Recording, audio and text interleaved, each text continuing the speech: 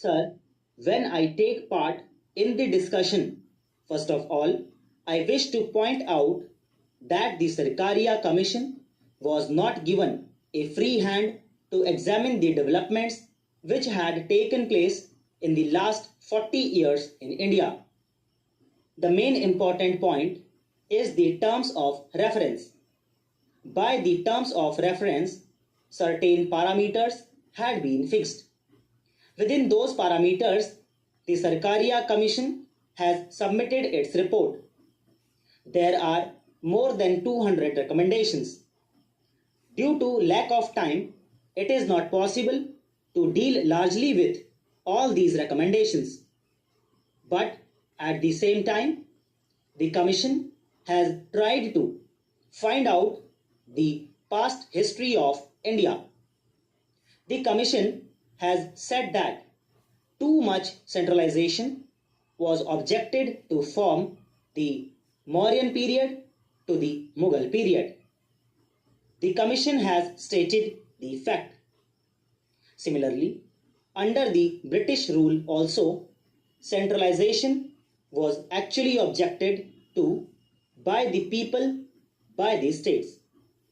The founding fathers of our constitution were painfully conscious that the feeling of Indian nationhood was still in the making and required to be carefully nurtured.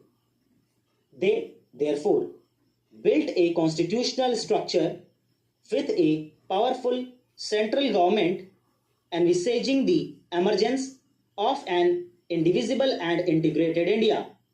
The concept of a strong center which is necessary to meet India's immediate needs was virtually, in the later period, converted into the concept of a unitary state with priority for the center in all cases. This was the basis of the process of excessive centralism with all powers in the hands of the center. India is developing on the path of capitalism, especially monopoly capitalism. When monopoly capitalism develops in a country, it is then natural that the general argument will be for centralization of the powers in the hands of the central government because they want to protect the interests of the monopoly capitalists and also help the capitalists. So, that is the natural argument. This argument has been there for the last so many years. But over-centralization has taken place and we know that it has taken place. What is the result now? Many are talking about the unity of the country, about the integrity of the country. But what has happened in the states? Communal forces have grown, divisive forces have grown, and the integrity of the country has been jeopardized. When the powers were vested in the hands of the center, why has the center failed? The Khalistan movement is there and there are other movements also, secessionist movements.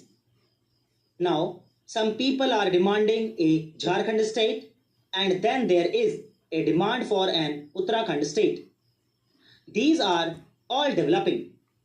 There was a similar demand in Darjeeling, but fortunately that has been solved now. But other vociferous tendencies are growing and the center has not been able to control them.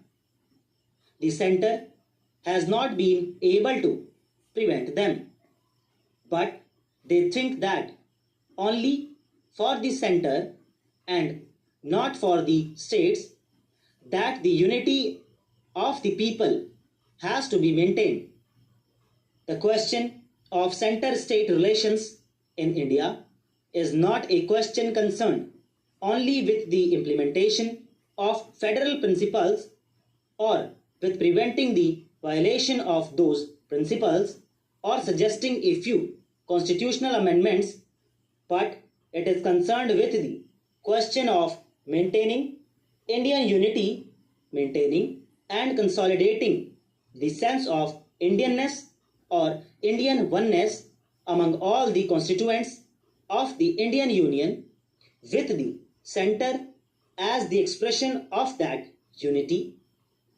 But for maintaining that unity, which has enabled us to compel the British to quit, the constituent units have not received any reward in the integration of the units, because the constituent units consisted of big territories, each with its own language and heritage, and in these huge linguistic national units, their linguistic identity and sense of unity grew side by side with the identity of the Union. So, a deep thought has to be bestowed on how to maintain the unity with the support of the people, with the support of the states. But that is not the concern of the central government.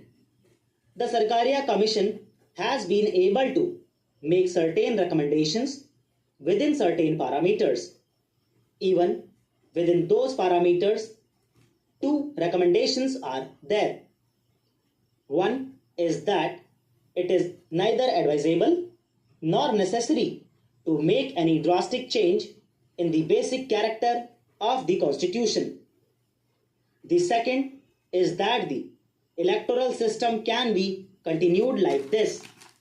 In the second recommendation, the Commission says that it certainly calls for improvement and reform in a number of aspects. The actual working of the Constitution leaves much to be desired. It has set about the changes proposed in the financial aspects of the Indian Union and the states. The arrangements are far from being satisfactory.